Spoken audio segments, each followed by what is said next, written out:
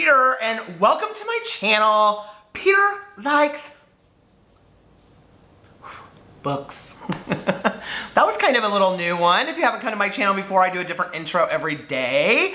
All right, so I was thinking about what video I wanted to make today, and I actually wanted to do a video called I Like the Things That Summer Brings, because it's from my favorite book, which is called Summer. It's a children's book. And I was going to talk about some of my favorite books to read in the summer. But when I was going through my bookshelves, I realized I've given those books away, and I don't have any of those books anymore. So, because I typically, like, if I read a book and I really, really like it, I give it to my best friend, or I give it to one of my clients, or I give it to somebody that I know. And so I was, like, actually looking through my bookshelf, and I was like, there are so many books here that I did not finish. And, you know, the really interesting thing is that I didn't really know what DNF meant until I got on Goodreads, and I can remember like going to somebody's Goodreads profile and they had like, you know, their shelves, and it said like read, to read, you know, like favorites, sci-fi, and then it said like DNF, and I was like, what is this DNF? And I didn't like, it took me like 2 or 3 times of looking at people's different profiles until I finally saw it on there, and then I was like, oh, okay, let's look it up. So I looked it up, and on, I think Urban Dictionary came up, and I can't remember what it said. I was just actually going to look it up right now, but my phone is not on my person, so I was like, on your person. But anyway, and it said something like, a book that's crap and you put down or something. It was a real funny definition. So anyway, I was like, oh, do people do that? Like, do people not finish books? And for me, honestly, there's only been at that point in my life, this is probably 2 years ago, that there have been a couple books that I did not finish. And my attitude towards reading at that point have been, if I'm going to start a book, like I want to finish it. Like I want to be able to give a full assessment of that book. And you know, like I've talked about this in previous videos, but I read like years ago, I read The Fountainhead, and then I started Atlas Shrugged. And to this day, like it's in my basement and has a bookmark in it on where to pick it up, because I'm like 150 pages into it, which is like nothing for Atlas Shrugged. But like I did not enjoy the book. I was like, I can't get into this at all, whatever. And The Fountainhead was difficult enough for me to read. And so then, like 2 years after that, I picked up Love in the Time of Cholera, which everybody says is like, you must read this book. And I found the language to be very difficult. I don't know. For me, I did not think it was a fantastic book. And I don't know, like, I think it had to do a lot with at the period that I read it. Like, if I had read it at a different time, I think I might have liked it differently.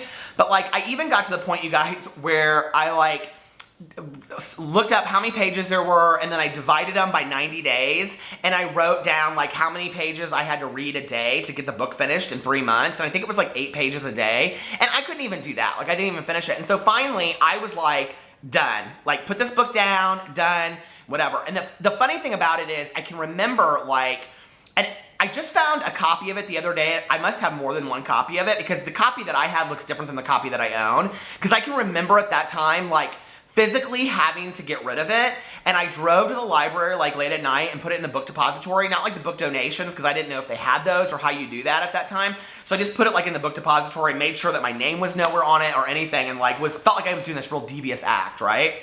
And that was like the first book that I like consciously did not finish. And so then when I got really active on Goodreads and I would read more and more reviews, and I realized it was a very common thing for people to do not finish books, I was like, what is this stress that I have where I feel like I must finish a book? Okay, so let me just tell you this. About a year ago, I was at, I don't know, Walmart or Costco or one of those places, and Joey Graceffa's My Real Life, My Journey to a Pixelated World was there. And so none of my choices that I'm going to talk about, by any means do I want to be offensive to anybody. If you like the books I'm going to talk about, more power to you. I think that's wonderful. We all like different things. So I don't mean anything offensive. But when I read this book, I can remember I was so excited to get it because I really like Joey Graceffa. I've like watched him as his career has bloomed. I think he's a great role model for young kids. And this was also, it coincided with him making this video basically where he came out. I don't know how much you know about him. He's a huge YouTuber if you don't know him. And so, like, in the video, he comes out and he kisses this guy. And so in here was supposed to be, like, his coming out story and him talking about being gay. And so I was like, oh, I really want to read this. And he was, like, the first of its kind. Like, a month later, Connor Frantes came out. And, you know, Tyler Oakley has written a book instead, which I have to say is whoo-hoo. I mean, can that boy do no wrong? So anyway, but I read this, and I got, like, through it. And I found myself just kind of, like, going to the pictures where he's growing up and, like, looking at the pictures from when he's, like, you know, 18 and 19 and, like, his hairdos at the time. And I got very bored with this book. And the funny thing is, like, if you read it, it goes through, and at the end of each chapter, there's, like, these things here, and it's, like, 10 reasons to be friends with your siblings. Number 1, you never know when you'll need someone to bring you toilet paper. Number 2, they will cover for you if you break something. So it's obviously not for a 40-year-old man to read, but I kind of, like, I feel like if you have the ability to publish a book, and he actually has a new book coming out, a book of fiction about a girl named Rowan, because we haven't used that book. Is that the person's name? I can't remember. Something like that. It's like one of these names you hear in all the fantasy books, and she's a princess or something, and she has fantasy powers, and I don't know. It's just very trite. But I'll read it, and it'll probably, I don't know. Well, I hope it's good. I hope it's better than this, because I think if at such a young age you're going to write an autobiography, you better have something profound to teach the world, and this did not. And I forced myself to finish and read the entire thing. And I think part of it was, I was like, okay, first of all, I work with teenagers. A lot of my teenagers, especially the girls, really like Joy Graceffa. So I wanted to be able to speak to this book because they were talking to me about it. And I also paid the money for this book. And I was like, I want to be able to, like, have something to say about this book. And I spent the money on it. So, you know, I didn't think it was horrible. I think I gave it like 3 stars because I thought reading it, well, I can understand how this would appeal to somebody like 12 years old. But past that, like, I even think somebody his age, his same age would be like, what is that crap? So anyway, but I read it anyway. Then this summer, I read This Is Where It Ends by Mary Kay Nickchomp. And I bought this at Target for $14.99. Or $14.59 or something. And if you guys have watched my videos, you know I horribly, horribly hated this book. In fact, I felt like it was offensive. I felt like it was dangerous. But I continued to read the book nonetheless. And I don't really know why. And I knew a third of the way through I wasn't going to like it. I knew nothing was going to change. I had no hope for the writing style. I had no hope for how it was going to get any better. And you know I give honest reviews. And so I was like, well, I guess I'll finish it. So I did. Coming along to Booktubeathon. And I am given I choose Me, Earl, and the Dying Girl for my book with the yellow in the cover.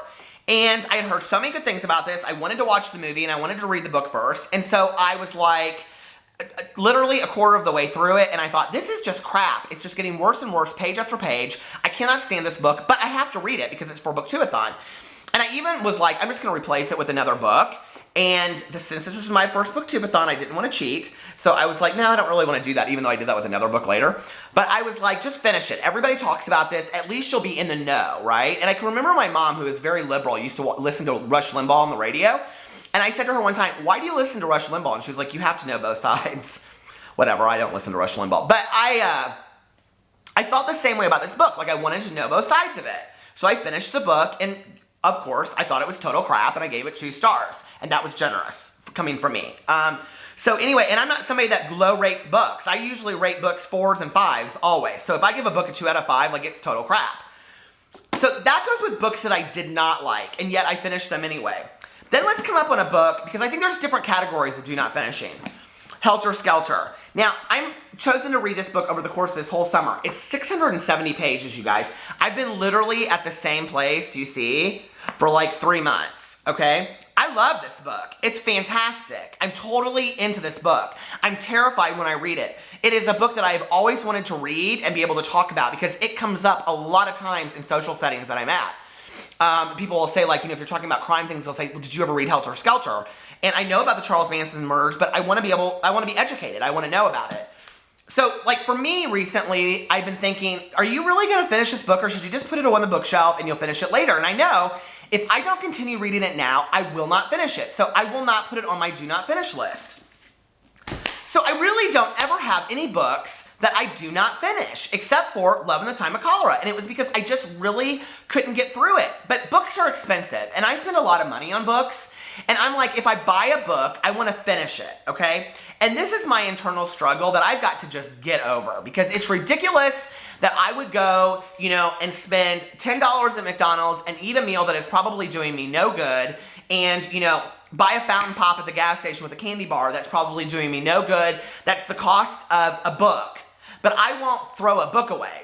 So, because I will never, I was watching a video the other day and I actually thought it was kind of funny, but they were like, this is what I think of this book, and then they throw it in the trash, and you see the trash can, the book goes in the trash can. So anyway, I thought it was funny how they did it, but I could never throw a book away. I love books too much that I couldn't throw books away just in the trash. So, in Indianapolis, we have half-price books, which I know is a national chain. Other places probably have this where you can sell back used books.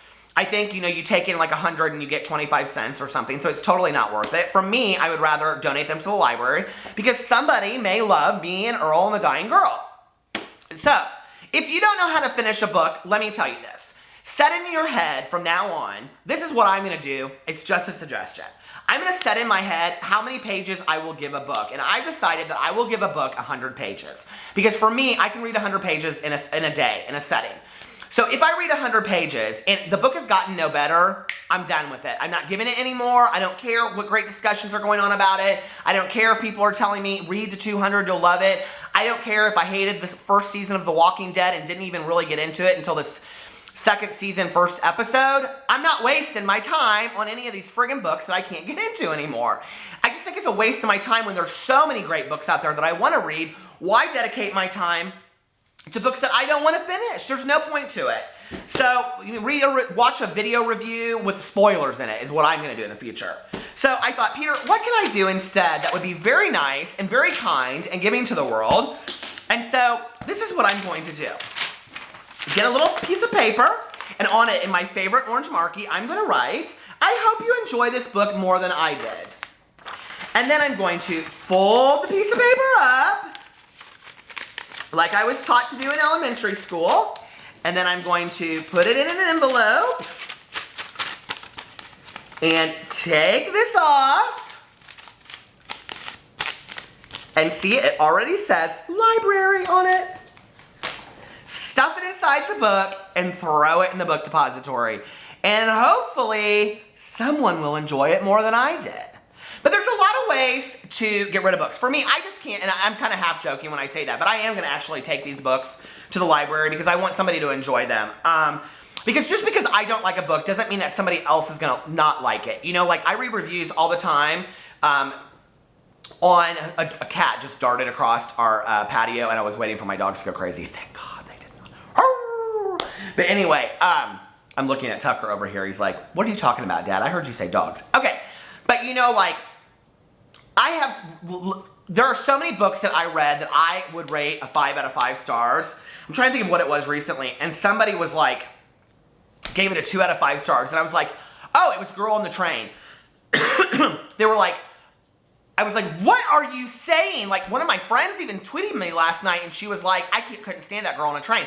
I was like, what are you talking about? That's one of the best mysteries of all time. It was told so well from 3 points of view. I'm an alcoholic in recovery. The alcoholism part was done fantastically well. It was so well studied. I mean, the book is phenomenal. Well, that's just my opinion. Somebody else may hate it and want to DNF it and send it to the library. But there's so many different things we can do. And you can put it on your bookshelf and wait till a friend wants it. You can donate them to a charity shop, as you guys call them in the UK. I love that. I love charity shop. God, I'm gonna start a store and call it charity shop. You can give it to a friend. You can give it to the library. There's so many things that we can do with do not finishing books.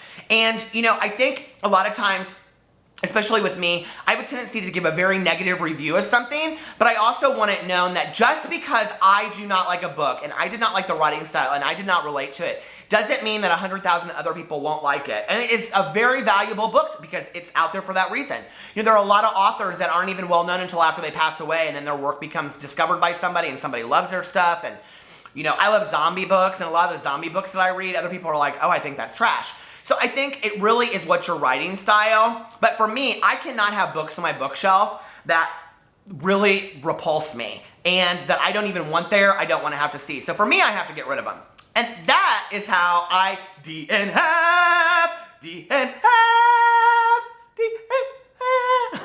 I can't go that high. A book. Do you guys have suggestions on how many pages you go to, or what are some books that you did not finish? And let me know in the comment section below. Yeah, and if you like this video, give it big thumbs up and subscribe to my channel, please. And follow me on all my social networking, Snapchat, Instagram, Twitter, Facebook, all that stuff, yeah. So I will talk to you guys later. Bye.